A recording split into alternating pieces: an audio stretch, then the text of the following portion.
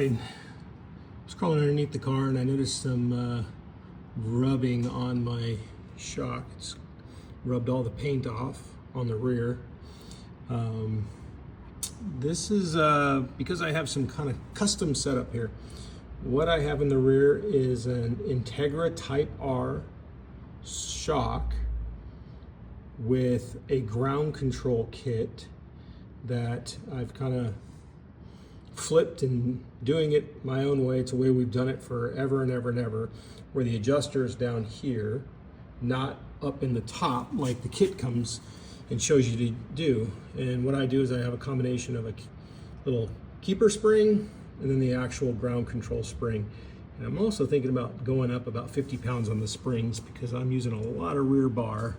But the adapter cups that I've made are rubbing, so I made some new ones. And let me show you what I came up with there. Okay, so with the shock out of the car, you can see the setup. So we've got the ground control thread sleeve perch, the spring, the helper spring, the actual coil spring, and then this at top is the adapter that then goes up into the OEM rubber seat where the factory spring goes into. So it's just an adapter. So if you can see, sorry, take this off, and this is where you have four hands, it's easier. All right, so this is that adapter. You can see it centers the spring on the based on the center of the spring, the inner diameter. I actually have a spare spring, so you can see it centers it on the inner diameter and keeps it from moving around.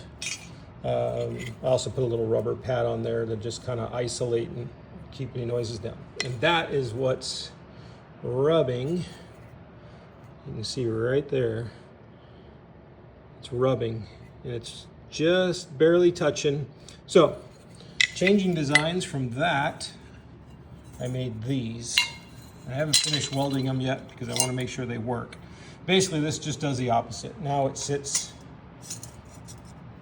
the spring will sit and center on the outside, and it'll center it that way.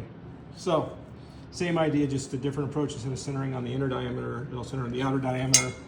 The pieces are actually the same pieces. They're the exact same diameter. Cut them.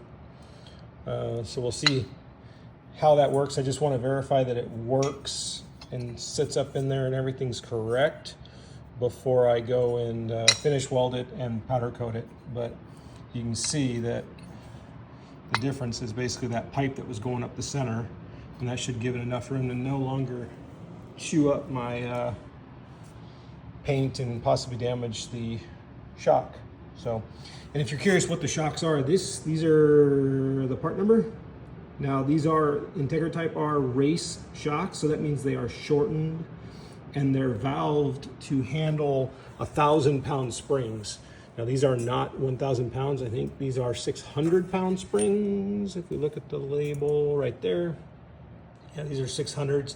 And I'm actually thinking about going up 50 pounds and backing off the sway bar a little bit to get a little bit more rotation out of the car. It's a balance though between too much spring and then you get bouncy, and so we're gonna try that, see if I can back the bar off a little bit. This is what I used to run a long time ago, these other ones.